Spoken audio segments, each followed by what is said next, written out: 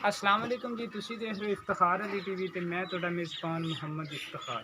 जिस तरह मेरे भाई जानते ने मैं हर रोज़ किसी न किसी जानवर की वीडियो लैके आना, इस तरह जनाब अज एक फ्रीजन की गां है उनकी लैके आंदी मैं वीडियो। पहले जानवर की वीडियो दिखानी, उस तो बाद आप करा दे मालक नाल भी करा दे आप जनाब सारियां गल्लां। माशाअल्लाह बाबे जी होरें दी गां जनाब सोहनी है, चंगी है, खूबसूरत है। ते बच्चे दा तुसी कम वेखो।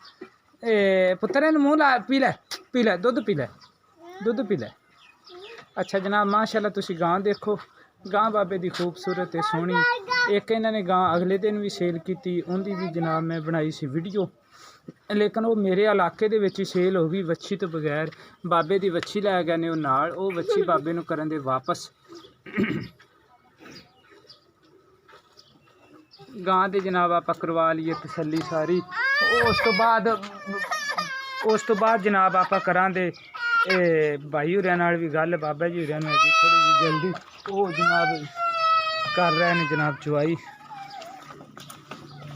बाबे दी गां जनाब हैगी है सुमन वाली।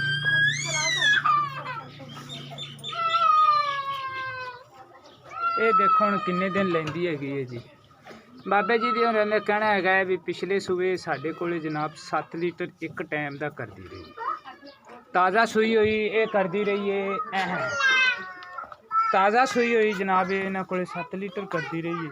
ते तीसरा सूआ जनाब हुणे ने सुने। पहले सूबे दी इंदी हैगी है जनाब बच्ची, ये बच्ची भी हुण जनाब हैगी आमला, इनू है 7वां महीना।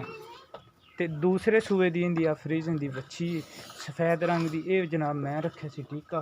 बहरहाल ये भी बाबा जी होरें दी गां हैगी, मूँह दे विचों फुल जवान। तसल्ली करा देने सारी। ते 1,80,000 रुपया जनाब इंदा करते हैं ये जनाब रेट। सोहन दे विच वेखो ये जनाब किन्ने दिन लै जाएगी। फ्रीजन दा जनाब इनू रखा होया टीका,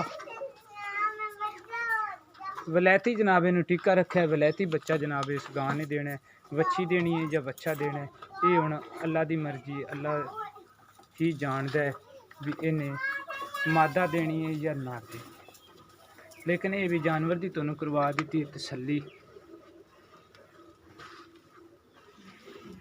तो तुसी साडे नाल राबता कर सकते जी 0346 87 87 250। इसे नंबर पर जनाब मेरे बनी हुई है व्हाट्सएप, इसे नंबर पर जनाब मेरे बनी हुई है ईमो। अगर तुहानूं जनाब ये मेरा जानवर आवे पसंद, तुसी सर इफ्तिखार अली टीवी नूं सबसक्राइब भी करना है तो बैल आइकॉन का बटन भी दबाना है।